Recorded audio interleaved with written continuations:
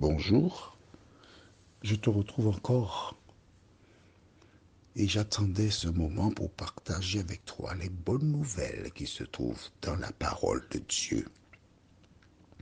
Une fois de plus, nous ne pouvons que remercier l'Éternel qui a ouvert nos yeux ce matin, qui veille sur nous et qui nous conduit dans le chemin du salut.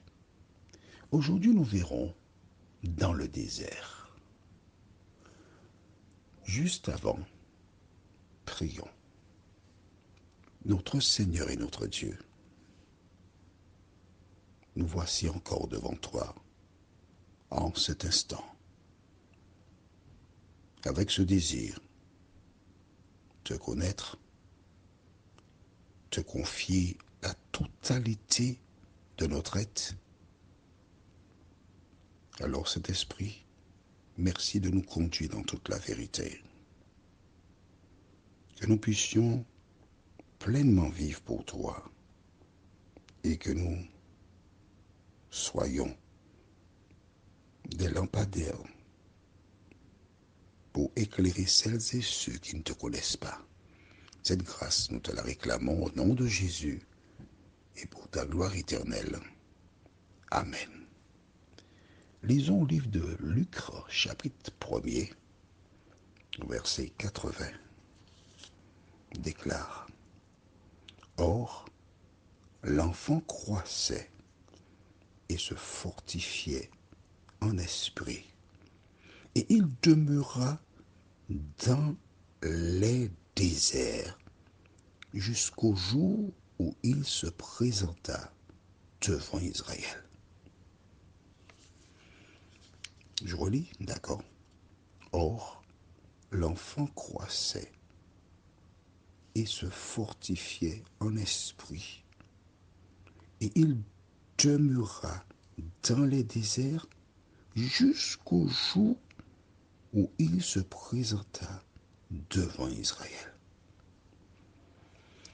L'enfant croissait, donc il grandissait, et après un certain temps, il a dit à ses parents, bon écoutez, je dois vous laisser, je pars. Mais où vas-tu? Non, je pars, je vais dans le désert. Les parents n'ont pas fait d'objection, parce qu'ils savaient que dès le sein de sa maman, le Saint-Esprit le dirigeait. Dès le sein de sa maman, il partagea le Saint-Esprit avec cette dernière. Ils ne savaient pas pourquoi, mais ils respectèrent sa volonté. Pourquoi aller dans le désert?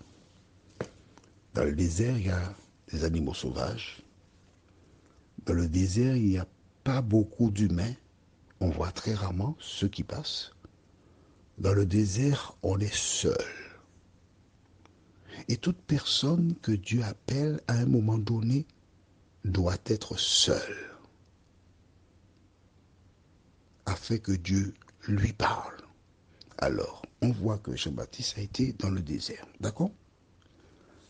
Allons au livre de Exode chapitre 24. Mais avant de lire ce que nous verrons dans Exode chapitre 24, je vais te conter ce qui s'est passé.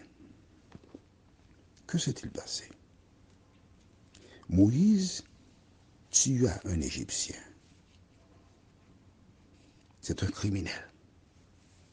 Pourquoi? Pour protéger un Hébreu. Et ce dernier, au lieu de fermer sa bouche, qu'est-ce qu'il a fait? Il a été raconté aux gens. Et les gens ont raconté aux gens. Il y a des choses à raconter et il y a des choses à ne pas raconter. Et voilà que Moïse s'est dit attention. Parce que le lendemain, quand il vit deux Hébreux qui avaient un problème, il a dit à celui qui avait tort, mais mon cher, pourquoi tu fais ça? Et l'autre, au lieu de rentrer en lui-même, d'analyser ce qu'il lui a dit, il lui a dit comment? Qui t'a nommé chef sur nous? As-tu l'intention de me tuer comme tu as tué l'Égyptien et que tu as jeté le corps que tu as caché dans le sable. Lorsque Moïse entendit ça, il a eu peur. Mais oui. Et il prit la fuite dans ce désert. Et là, il se trouvait avec des moutons d'un homme, Jéthro, qui avait des filles. Il a épousé une des filles et il était là avec les moutons. Et je peux te dire que les moutons sont moutons. Hein. Les moutons vont se mettre dans des pièges, ils vont tromper, ils vont faire des bêtises, pire que des enfants.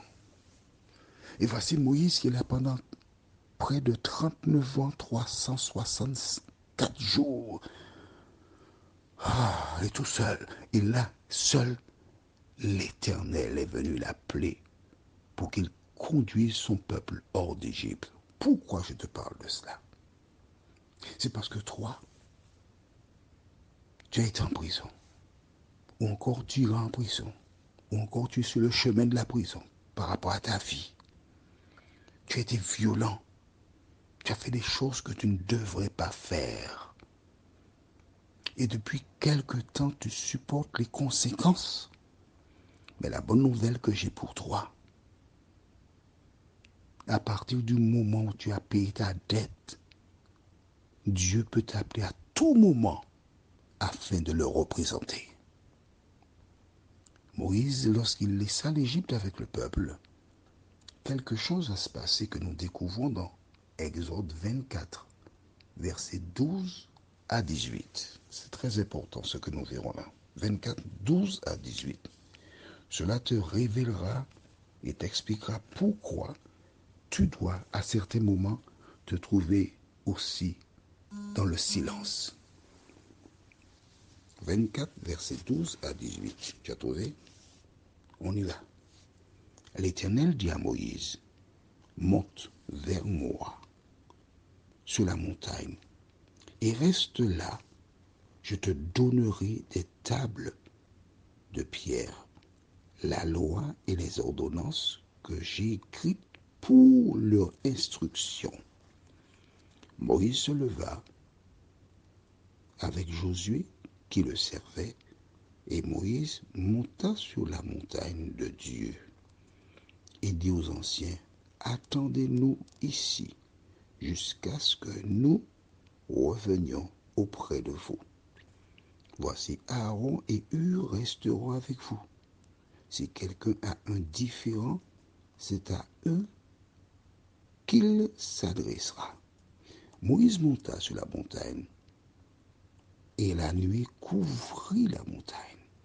La gloire de l'Éternel reposa sur la montagne de Sinaï, et la nuit la couvrit pendant 6 jours.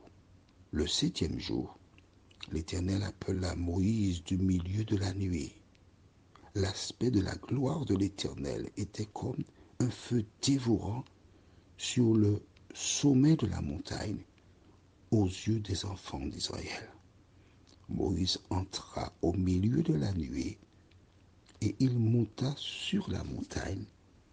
Moïse demeura sur la montagne 40 jours et 40 nuits. Il était seul, Moïse, afin de conduire le peuple dans la Canaan terrestre. Il fallait qu'il aille sur la montagne, qu'il soit seul avec Dieu pour recevoir les directives. Allons maintenant dans le livre de Matthieu chapitre 4 et nous lisons le verset 1er. Alors Jésus fut emmené par l'Esprit dans le désert pour être tenté par le diable. Après avoir jeûné 40 jours et 40 nuits, il le fait. Attention, je voudrais rectifier. Le Saint-Esprit, qui était sur terre, tu vois, il a conduit Jésus dans le désert. Exactement, la Bible ne donne pas le détail, mais nous savons que Jean-Baptiste était rempli du Saint-Esprit. Le même Saint-Esprit conduisit Jean-Baptiste dans le désert. Nous n'avons pas le nombre de jours qu'il passa là.